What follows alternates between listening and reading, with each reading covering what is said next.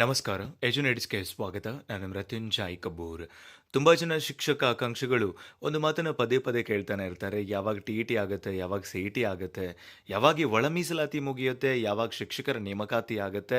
ನಾವು ಯಾವಾಗ ಟೀಚರ್ ಆಗ್ತೀವೋ ಅಥವಾ ಎಲ್ಲಿ ಹಿಂಗೆ ಹೋಗ್ಬಿಡುತ್ತೋ ನಮ್ಮ ಲೈಫು ಬರೀ ನಿರೀಕ್ಷೆ ಮಾಡ್ತಾನೆ ಮಾಡ್ತಾನೆ ಅಂತ ಹೇಳಿ ತುಂಬ ಜನ ಬೇಸರದಿಂದಾನೇ ಇತ್ತೀಚೆಗೆ ನನ್ನ ಜೊತೆಗೆ ಮಾತನಾಡ್ತಾ ಇದ್ದಾರೆ. ಆದ್ಮೇಲೆ ಒಂದಂತೂ ಬಹಳ ಸ್ಪಷ್ಟ, ನಾವು ಸರ್ಕಾರದ ಮೇಲೆ ತುಂಬ ಅವಲಂಬನೆ ಆಗ್ತಾ ಇದ್ದೀವಿ. ಆ ಡಿಪೆಂಡೆನ್ಸಿಯಿಂದ ನಮ್ಗೆ ಇವತ್ತು ಬೇಜಾರಾಗ್ತದೆ. ಇನ್ಫ್ಯಾಕ್ಟ್ ಸರ್ಕಾರ ಕೂಡ ನಮ್ಮ ಅವಶ್ಯಕತೆಯನ್ನು ಅಡ್ವಾಂಟೇಜ್ ಆಗಿ ಕನ್ವರ್ಟ್ ಮಾಡಿಕೊಳ್ತಾ ಇದೆ. ಎಲ್ಲಿ ಸರ್ಕಾರ ಅವಕಾಶವನ್ನು ಕಲ್ಪಿಸಬೇಕಾಗಿತ್ತು, ಸೃಷ್ಟಿಸಬೇಕಾಗಿತ್ತು, ಆ ಅವಕಾಶಗಳು ಸಂಪೂರ್ಣವಾಗಿ ನಿಂತು ಹೋಗಿದ್ದಾವೆ. ನಿಂತು ಹೋಗಿರುವಂತಹ ಅವಕಾಶಗಳತ್ತನೇ ಮುಖ ಮಾಡ್ತಾ ಇರುವಂಥ ನಮಗೆ ಪ್ರತಿದಿನ ಒಂದಲ್ಲ ಒಂದು ರೀತಿಯ ಹಿನ್ನಡೆ ಉಂಟಾಗ್ತಾ ಇದೆ.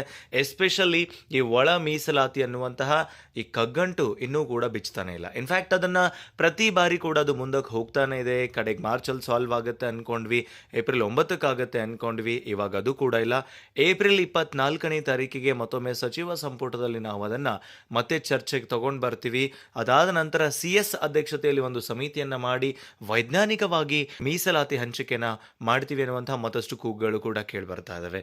ಇದೆಲ್ಲದರ ನಡುವೆ ಶಿಕ್ಷಕರ ನೇಮಕಾತಿಗೆ ಅಂತಾನೆ ಸಾಕಷ್ಟು ವರ್ಷಗಳಿಂದ ಪ್ರಯತ್ನ ಪಡ್ತಾ ಇರುವಂತಹ, ಈಗಾಗಲೇ ಟಿ-ಇ-ಟಿನಲ್ಲಿ 3-4 ಸಲ ಪಾಸ್ ಆಗಿ ಮತ್ತೆ ಸಿ-ಇ-ಟಿಗಾಗಿ ವೇಟ್ ಮಾಡ್ತಾ ಇರುವಂತಹ ಅಭ್ಯರ್ಥಿಗಳಿಗೆ ಮತ್ತೊಂದಿಷ್ಟು ದಿನ ನಿರಾಶೆಯಂತೂ ಮೂಡೋದು ಸಹಜನೇ. ನಾನು ಕಳೆದ ಬಾರಿ ಕೂಡ ನಿಮಗೆ ಶಿಕ್ಷಕರ ನೇಮಕಾತಿಯ ಕರಾಳ ಸತ್ಯ ಅನ್ನುವಂತಹ ಟೈಟಲ್ನೊಂದಿಗೆ ಹೇಳಿದ್ದೆ. ಏನು ಅಂದರೆ, ಸರ್ಕಾರ ಮನಸ್ಸು ಮಾಡಿದ್ರೆ ಯಾವುದೂ ಅಸಾಧ್ಯ ಇಲ್ಲ. ಅವರು ಬೇಕು ಅಂತಾನೆ ಈಗ ವಿಳಂಬ ಮಾಡ್ತಾ ಇದ್ದಾರೆ. ಅವರಿಗೆ ಒಳ ಮೀಸಲಾತಿ ದೊಡ್ಡ ಸಮಸ್ಯೆ ಅಲ್ಲೇ ಅಲ್ಲ, ಅದನ್ನು ಕ್ಷಣಾರ್ಧದಲ್ಲಿ ಬಗೆಹರಿಸುವಂತಹ ಅವಕಾಶ ಅವ್ರ ಹತ್ರ ಇದೆ. ಆದರೂ ಕೂಡ ಅವ್ರು ಮಾಡ್ತಾ ಇಲ್ಲ. ಯಾಕೆ ಅಂದರೆ, ಇದು ಒಳ ಮೀಸಲಾತಿ ಅನ್ನುವಂಥದ್ದು ಹೊರಗಿನ ಜಗತ್ತಿಗೆ ಕಂಡು ಬರ್ತಾ ಇರುವಂಥ ಕಾರಣ, ನೇಮಕಾತಿ ಆಗದೆ ಇರೋದಕ್ಕೆ. ಒಳಗಿನ ಕಾರಣಗಳೇ ಬೇರೆ ಬೇರೆ. ಅವರ ಆಂತರಿಕ ಜಗಳಗಳಿದಾವೆ, ಅವರ ಹತ್ರ ಬಜೆಟ್ನ ಕೊರತೆ ಇದೆ ಅನ್ನೋದನ್ನು ಅವ್ರು ಒಪ್ಕೊಳ್ತಾ ಇಲ್ಲ. ಇನ್ಫ್ಯಾಕ್ಟ್ 2027 ತನಕ ಕೂಡ ಹಿಂಗೆ ಅದನ್ನು ಮುಂದಕ್ಕೆ ಹಾಕೊಂತ ಹೋಗಿ 2027ಕ್ಕೆ ನೇಮಕಾತಿ ಮಾಡಿ ಹೊಸ ಸರ್ಕಾರ ಬಂದಮೇಲೆ ಅಪಾಯಿಂಟ್ ಲೆಟರ್ ಕೊಟ್ಟು ಅವರಿಗೆ ಪೇಮೆಂಟ್ ಕೊಡೋ ರೀತಿ ಮಾಡಬೇಕು ಅನ್ನುವಂಥ ಯೋಚನೆಯೊಳಗೆ ಬಹುಶಃ ಅವರಿದ್ದಾರೆ. ಆ ದಿಸೆಯಲ್ಲಿ ನೋಡಿದಾಗ ಈ ಸದ್ಯಕ್ಕೆ ಶಿಕ್ಷಕರ ನೇಮಕಾತಿ ಆಗುವಂತಹ ಯಾವುದೇ ಪ್ರಮೇಯ ಕಂಡು ಬರ್ತಾನೆ ಇಲ್ಲ. ಇನ್ಫ್ಯಾಕ್ಟ್ ಮುಂದೆ ನೋಡೋಣ ಅದು ಏನಾಗುತ್ತೆ ಅಂತ ಹೇಳಿ. ಆಸ್ ಅಪ್ ನಾವು ಶಿಕ್ಷಕರ ನೇಮಕಾತಿ ಆಗುವಂತಹ ಯಾವುದೇ ಲಕ್ಷಣಗಳು ಕಂಡು ಬರ್ತಾ ಇಲ್ಲ. ಅದೊಂದು ಬೇಜಾರಿನ ಸಂಗತಿ. ಅದರ ಜೊತೆಗೆ ಸುಮಾರು 4-5 ಲಕ್ಷ ಜನ ಶಿಕ್ಷಕ ಆಕಾಂಕ್ಷಿಗಳು ನಾವಿದ್ದೀವಿ, ನನ್ನನ್ನು ಒಳಗೊಂಡಂತೆ. ಬಟ್ ಇದರಲ್ಲಿ ತುಂಬಾ ಜನ ನಾವು ಅನ್ಕೊಂತೀವಿ, ಗೆಸ್ಟ್ ಟೀಚರ್ ಆಗಿ ಹೋಗ್ಲೇ ಇಲ್ಲ ಅಂತಂದ್ರೆ ಸರ್ಕಾರ ಅವಾಗ ಖಂಡಿತವಾಗಿಯೂ ಶಿಕ್ಷಕರ ನೇಮಕಾತಿಯನ್ನು ಮಾಡಬಹುದು ಅಂತ ಹೇಳಿ. ಬಟ್ ಎಷ್ಟೋ ಕುಟುಂಬಗಳಲ್ಲಿ ಇವತ್ತು ದುಡಿದ್ರೇನೆ ಇವತ್ತು ಸಂಜೆ ಊಟಕ್ಕಾಗುವಂಥದ್ದು. ಅಂತಹ ಎಷ್ಟೋ ಕುಟುಂಬಗಳು ಇವತ್ತು ಆರ್ಥಿಕವಾಗಿ ದಿವಾಳಿ ಆಗಿದ್ದಾವೆ. ಎಷ್ಟೋ ಕುಟುಂಬಗಳು ಓದಿದಂತಹ ಒಬ್ಬನೇ ಒಬ್ಬ ಅಭ್ಯರ್ಥಿ ಮೇಲೆ ಇವತ್ತು ಅವಲಂಬನೆ ಆಗಿರೋದ್ರಿಂದ 10,000 ಕೊಡ್ತಾರೋ 8,000 ಕೊಡ್ತಾರೋ, ಕನಿಷ್ಠ ಪಕ್ಷ ನನ್ನ ಮನೆಯನ್ನಾದರೂ ನಡೆಸಲಿಕ್ಕೆ ಆಗುತ್ತೆ ಅನ್ನುವಂಥ ಒಂದು ಆ ನೋವಿನಿಂದ ಇವತ್ತು ಕೆಲಸಕ್ಕೆ ಹೋಗ್ತಾ ಇದ್ದಾರೆ. ಆದರೆ ಎಷ್ಟೋ ಪ್ರೈವೇಟ್ ಶಾಲೆಗಳಲ್ಲಿ ಸರ್ಕಾರಿ ಶಾಲಾ ವೇತನಕ್ಕೆ ಸರಿಯಾದ ವೇತನವನ್ನು ಕೂಡ ಇವತ್ತು ಕೊಡಲಾಗ್ತಾ ಇದೆ. ಇವನ್ ನಾನೇ ಎಷ್ಟೋ ಶಾಲೆಗಳಲ್ಲಿ ಅದನ್ನು ನೋಡಿದ್ದೀನಿ ಕೂಡ. ಆದರೆ ಇನ್ನಷ್ಟು ದಿನಗಳು ಕಳೀತು ಅಂದರೆ ನಮಗೆ ಪ್ರೈವೇಟ್ ಶಾಲೆಗಳಲ್ಲೂ ಕೂಡ ಅವಕಾಶಗಳು ಸಿಗೋದಿಲ್ಲ. ಯಾಕೆ ಅಂದರೆ, ಈ ನಮ್ಮ ಉತ್ತರ ಕರ್ನಾಟಕ ಭಾಗದಲ್ಲಿ, ವಿಶೇಷವಾಗಿ ನಾನು ನೋಡಿದ್ದು ವಿಜಯಪುರದಿಂದ ಆ ಕಡೆ ಭಾಗದಲ್ಲಿ ಈಗ ಮಲಯಾಳಿ ಶಿಕ್ಷಕರನ್ನ ನಾವು ನೋಡ್ತಾ ಇದ್ದೀವಿ. ಕೇರಳದಿಂದ ವಲಸೆ ಬಂದಂತಹ ಶಿಕ್ಷಕರು ಇವತ್ತು ಸಾವಿರಾರು ಸಂಖ್ಯೆಯಲ್ಲಿ ಶಿಕ್ಷಕರು ಬರ್ತಾ ಇದ್ದಾರೆ ಕರ್ನಾಟಕಕ್ಕೆ. ಅವರು ಇಲ್ಲಿ ಬಂದು ಶಿಕ್ಷಕರಾಗಿ ಸೇವೆಯನ್ನು ಸಲ್ಲಿಸ್ತಾ ಇದ್ದಾರೆ. ಇನ್ನಷ್ಟು ದಿನಗಳ ಕಳೀತು ಅಂದರೆ ಬಹುಶಃ ನಮಗೆ ಪ್ರೈವೇಟ್ ಶಾಲೆಗಳಲ್ಲೂ ಕೂಡ ಅವಕಾಶ ಇರೋದಿಲ್ಲ. ವಿಶೇಷವಾಗಿ ನೀವು ಇನ್ನು ಹಾಸನ, ಸಕಲೇಶ್ಪುರ ಭಾಗಕ್ಕೆ ಹೋಗ್ತೀರಿ ಅಂದರೆ ಕೆಲವೊಂದಿಷ್ಟು ಆಯ್ದ ದಾವಣಗೆರೆ ಶಾಲೆಗಳಲ್ಲೂ ಕೂಡ ನಾನು ನಾರ್ತ್ ಈಸ್ಟ್, ಏನು ಈ ಸಿಕ್ಕಿಂ, ಮೇಘಾಲಯ ಕಡೆಯಿಂದ ಬಂದಿರುವಂತಹ ಶಿಕ್ಷಕರನ್ನ ಕೂಡ ನೋಡಿದ್ದೀನಿ.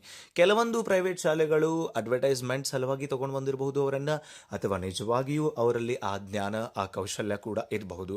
ಆದರೆ ಇತ್ತೀಚಿನ ಒಂದು ಟ್ರೆಂಡ್ ಹೆಂಗೆ ಬದಲಾಗಿದೆ ಅಂದರೆ, ಎಲ್ಲಿ ಬೇಡಿಕೆ ಇರುತ್ತೆ ಅಲ್ಲಿ ಅವಕಾಶಗಳು ಕಡಿಮೆ ಆಗ್ತಾ ಇದ್ದಾವೆ. ಹಂಗಿದ್ದಾಗ ಬೇರೆ ಬೇರೆ ರಾಜ್ಯದಿಂದ ಬಂದಂತಹ ಎಷ್ಟೋ ಜನ ಶಿಕ್ಷಕ ಆಕಾಂಕ್ಷಿಗಳು, ಅಭ್ಯರ್ಥಿಗಳು ಇವತ್ತು ನಮ್ಮ ಕರ್ನಾಟಕದ ಎಷ್ಟೋ ಪ್ರೈವೇಟ್ ಶಾಲೆಗಳಲ್ಲಿ ಅವರೇ ಕೆಲಸ ಮಾಡ್ತಾ ಇದ್ದಾರೆ. ಹಂಗಿದ್ದಾಗ ನಾವ್ಯಾಕೆ ರೆಲೆವೆಂಟ್ ಇರುವಂತಹ ಸ್ಕಿಲ್ಗಳನ್ನು ಡೆವಲಪ್ ಮಾಡಿಕೊಂಡು ನಾವು ಕೂಡ ಉತ್ತಮವಾದಂಥ ವೇತನವನ್ನು ಪಡೆಯೋದಕ್ಕೆ ಅವಕಾಶ ಇದೆ. ಎಷ್ಟೋ ಜನ ಇವತ್ತು ಪ್ರೈವೇಟ್ ಶಾಲೆಗಳಲ್ಲಿ ಸರ್ವೈವ್ ಆಗೋದು ಕಷ್ಟ ಅನ್ನುವಂಥ ಕಾರಣಕ್ಕೆ ಹಿಂಜರಿತಾ ಇದ್ದಾರೆ.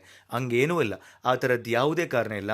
ನೀವು ಕೂಡ ಶಿಕ್ಷಕರಾಗಿ ಸೇವೆ ಸಲ್ಲಿಸೋದಕ್ಕೆ ಅವಕಾಶ ಇದೆ. ಬಟ್ ನಾ ಏನು ಹೇಳ್ತಾ ಇದ್ದೀನಿ, ಯಾಕೆ ನಿಮ್ಗೆ ಇದೆಲ್ಲ ಹೇಳ್ತಾ ಇದ್ದೀನಿ ಅಂದರೆ, ಈ ಸರ್ಕಾರಿ ಶಾಲಾ ಶಿಕ್ಷಕರ ನೇಮಕಾತಿ ಆಗೋದೇ ಇಲ್ಲ ಅನ್ನೋದು ನನ್ನ ಮಾತಲ್ಲ. ಅದು ಯಾವಾಗ ಆಗುತ್ತೋ ಆಗಲಿ, ಹಾಗಂತ ನಿಮ್ಮನ್ನು ಯಾರನ್ನು ಡಿಮೋಟಿವೇಟ್ ಮಾಡುವಂಥ ಪ್ರಯತ್ನ ನಾನು ಮಾಡ್ತಾ ಇಲ್ಲ. ಬಟ್ ರಿಯಾಲಿಟಿನಲ್ಲಿ ಬದುಕುವಂಥ ಪ್ರಯತ್ನ ನಾವು ಮಾಡೋಣ. ಕನಿಷ್ಠ ಪಕ್ಷ ನಿಮ್ಮ ಫ್ಯಾಮಿಲಿಗೆ ಅಥವಾ ನಿಮ್ಮಷ್ಟಕ್ಕೆ ನಿಮಗೇನೆ ಒಂದು ಸಪೋರ್ಟ್ ಸಿಸ್ಟಮ್ ನೀವು ಆಗಬೇಕು ಅಂದರೆ ನಾವು ಅರ್ನ್ ಮಾಡಲೇಬೇಕು. ಲರ್ನಿಂಗ್ ಮುಗಿದ್ಮೇಲೆ ಅರ್ನಿಂಗ್ ಕಡೆ ನಾವು ಮುಖ ಮಾಡ್ತೀವಿ ಅಫ್ಕೋರ್ಸ್, ಬಟ್ ಒಂದು ರೆಸ್ಪೆಕ್ಟ್ಫುಲ್ ಲೈಫನ್ನು ಕೂಡ ನೀವು ಲೀಡ್ ಮಾಡೋದಕ್ಕೂ ಕೂಡ ನಮಗೆ ಈ ಉದ್ಯೋಗ ಅನ್ನೋದು ತುಂಬ ಸಹಾಯಕಾರಿಯಾಗುತ್ತೆ. ಹಾಗಾಗಿ ಈ ಒಳ ಮೀಸಲಾತಿ ಅನ್ನೋದು ಬರೀ ಒಂದು ನೆಪ ಮಾತ್ರ. ಆ ನೆಪವನ್ನು ಇಟ್ಕೊಂಡು ಸರ್ಕಾರ ಇವತ್ತು ಆಟ ಆಡಿಸ್ತಾ ಇದೆ. ನೋಡೋಣ ಎಷ್ಟು ದಿನ ಆಗುತ್ತೆ ಅಂತ ಹೇಳಿ ಉದ್ಯೋಗಾಕಾಂಕ್ಷಿಗಳ ಪ್ರತಿಭಟನೆಗಳನ್ನು ಹತ್ತಿಕ್ಕುವಂಥ ಕೆಲಸ ಮಾಡ್ತಾ ಇದ್ದಾರೆ. ನಮ್ಮ ಹಕ್ಕನ್ನು ನಾವು ಕೇಳಲಿಕ್ಕೆ ಹೋದರೆ ಕೂಡ ಇವತ್ತು ಅರೆಸ್ಟ್ ವಾರಂಟ್ಗಳನ್ನು ಕೊಡ್ತಾ ಇದ್ದಾರೆ, ಬೆದರಿಕೆಗಳನ್ನು ಹಾಕ್ತಾ ಇದ್ದಾರೆ. ಹೀಗಿದ್ದಾಗ ಸರ್ಕಾರದಿಂದ ಯಾವುದೇ ಅಧಿಸೂಚನೆನ ನಿರೀಕ್ಷೆ ಮಾಡೋದಕ್ಕೆ ಆಗ್ತಾ ಇಲ್ಲ. ಅದಕ್ಕೆ ನಾನೇನಂತೀನಿ, ಅವ್ರು ನೋಟಿಫಿಕೇಶನ್ ಮಾಡಲಿ, ಓದೋದನ್ನಂತೂ ಬಿಡೋದು ಬೇಡ, ಓದ್ತಾನೆ ಇರೋಣ, ಬಟ್ ಅದರ ಜೊತೆಗೆ ಬೇರೆ ಅವಕಾಶಗಳತ್ತ ಕೂಡ ನಾವು ಮುಖ ಮಾಡೋಣ. ದಯವಿಟ್ಟು ಹೇಳ್ತೀನಿ, ಪ್ಲ್ಯಾನ್ ಬಿ ಅನ್ನುವಂಥದ್ದು ಒಂದು ನಮ್ಮ ಹತ್ರ ಇರಲೇಬೇಕು. ಆ ಪ್ಲ್ಯಾನ್ ಬಿನ ನೀವು ಅದನ್ನು ಇನ್ನೂ ಕಂಡುಕೊಂಡಿಲ್ವೋ ಅಥವಾ ಇನ್ನು ಮುಂದೆ ಪ್ಲ್ಯಾನ್ ಮಾಡ್ತಾ ಇದ್ದೀರೋ ಪ್ಲ್ಯಾನ್ ಬಿ ಮಾಡ್ಕೊಳ್ಳೋದಕ್ಕೆ, I don't know, but please ನಿಮ್ಮದೊಂದು ಪ್ಲ್ಯಾನ್ ಬಿಯನ್ನು ಇಟ್ಕೊಳ್ಳಿ. ಆ ಪ್ರಕಾರ ಶಿಕ್ಷಕರ ನೇಮಕಾತಿ ಬಹುಶಃ ಇನ್ನೂ ಒಂದು 6 ತಿಂಗಳ ತನಕ ಮುಂದೆ ಹೋಗಬಹುದು ಅನ್ನುವಂತಹ ಎಲ್ಲ ಲಕ್ಷಣಗಳು ಕಂಡು ಬರ್ತಾ ಇದೆ. ಕಾದು ನೋಡೋಣ ಏನಾಗುತ್ತೆ ಅಂತ ಹೇಳಿ. ಬಟ್ ಒಳ ಮೀಸಲಾತಿ ನೆವ ಅಲ್ಲ, ಒಳ ಮೀಸಲಾತಿ ಒಂದೇ ಕಾರಣ ಅಲ್ಲ, ಅದು ಏಪ್ರಿಲ್ 24ಕ್ಕೆ ಮತ್ತೊಮ್ಮೆ ಸಚಿವ ಸಂಪುಟದಲ್ಲಿ ಚರ್ಚೆಗೆ ಬರೋದಿದೆ ಅಂತ ಹೇಳ್ತಾ, ಪ್ರೈವೇಟ್ ಶಾಲೆಗಳಲ್ಲೂ ಕೂಡ ನಿಮ್ಗೆ ಅವಕಾಶ ಸಿಕ್ಕರೆ ಉತ್ತಮವಾದಂಥ ಅವಕಾಶವನ್ನು ಗ್ರ್ಯಾಬ್ ಮಾಡ್ಕೊಳ್ಳಿ. ಬಿಕಾಸ್ ಇದೇ ಸರಿಯಾದ ಸಮಯ. ಇದೇ ಸಂದರ್ಭದಲ್ಲಿ ಪ್ರೈವೇಟ್ ಶಾಲೆಗಳಲ್ಲಿ ನೇಮಕಾತಿಗಳಾಗ್ತಾ ಇದ್ದಾವೆ. ಅಲ್ಲಿಯೂ ಕೂಡ ಉತ್ತಮವಾದ ಅವಕಾಶಗಳು, ಉತ್ತಮವಾದಂತಹ ವೇತನ ವಿತ್ ಫುಡ್ ಆ್ಯಂಡ್ ಅಕಾಮಡೇಷನ್ ಕೂಡ ನಿಮಗೆ ಸಿಗ್ತಾ ಇರುತ್ತೆ. ಅಂಥ ಅವಕಾಶಗಳನ್ನು ಕೂಡ ನಾನು ನನ್ನ ಟೆಲಿಗ್ರಾಮ್ ಚಾನಲ್ನಲ್ಲಿ ಅಪ್ಲೋಡ್ ಮಾಡ್ತಾ ಇರ್ತೀನಿ. ಅದನ್ನು ಕೂಡ ಸದುಪಯೋಗ ಪಡಿಸ್ಕೊಂಡು ಒಂದೊಳ್ಳೆ ಲೈಫನ್ನು ಕಟ್ಕೊಳ್ಳೋಕ್ಕೆ ಪೂರಕವಾದಂತಹ ವಾತಾವರಣವನ್ನು ಸೃಷ್ಟಿ ಮಾಡ್ಕೊಳ್ಳಿ. ಆದರೆ ಸರ್ಕಾರಿ ಶಿಕ್ಷಕರಾಗಬೇಕು ಅನ್ನುವಂಥ ಪ್ರಯತ್ನಕ್ಕೆ ಒಂದು ಹೆಜ್ಜೆ ಆ ಕಡೆನೂ ಇರಲಿ. ಅಟ್ಲೀಸ್ಟ್ ಮತ್ತೊಂದು ಕಡೆ ನಾವು ಪ್ಲ್ಯಾನ್ ಬಿಯನ್ನು ಇಟ್ಕೊಂಡು ಇನ್ನೊಂದು ಯಾವುದೋ ನಮ್ಮ ಜೀವನವನ್ನು ರೂಪಿಸುವಂತಹ ಕೌಶಲ್ಯದ ಕಡೆ ಕೂಡ ಮುಖ ಮಾಡೋಣ ಅಂತ ಹೇಳ್ತಾ, ಸೊ ಶಿಕ್ಷಕರ ನೇಮಕಾತಿ ಯಾವಾಗ ಆಗುತ್ತೆ, ಹೇಗಾಗುತ್ತೆ, ಏನು ಅನ್ನುವಂಥ ಒಂದಿಷ್ಟು ಏನು ಊಹಾಪೋಹಗಳಿದ್ದಾವೆ ಅಥವಾ ಗೊಂದಲಗಳಿದ್ದಾವೆ ಸದ್ಯಕ್ಕೆ ಬಿಟ್ಬಿಡಿ. ಅವರು ಸದ್ಯಕ್ಕಂತೂ ಮಾಡೋ ಲಕ್ಷಣಗಳು ಕಾಣ್ತಾ ಇಲ್ಲ. ಕಾದು ನೋಡೋಣ ಯಾವಾಗ ಆಗುತ್ತೆ ಅಂತ ಹೇಳಿ. ಬಟ್ ಅದಾಗಬೇಕು ಅಂದರೆ ಒಳ ಮೀಸಲಾತಿ ಈ ಜಗಳ ಮುಗಿಬೇಕು, ಆ ಗದ್ದಲ ಮುಗಿಬೇಕು, ನಂತರದಲ್ಲಿ ಅದಾಗುತ್ತೆ ಅನ್ನೋದನ್ನು ಮತ್ತೊಮ್ಮೆ ಸ್ಪಷ್ಟಪಡಿಸ್ತಾ, ಸಾಧ್ಯ ಆದರೆ ನಿಮಗೆ ಸಿಕ್ಕ ಅವಕಾಶವನ್ನು ಸದುಪಯೋಗ ಪಡಿಸ್ಕೊಂಡು ಒಂದೊಳ್ಳೆ ಲೈಫನ್ನು ಕಟ್ಕೊಳ್ಳಿ ಅಂತ ಹೇಳ್ತಾ, ಸಿಗೋಣ ಮತ್ತೊಂದು ವಿಡಿಯೋದಲ್ಲಿ. Thank you so much. Have a good time.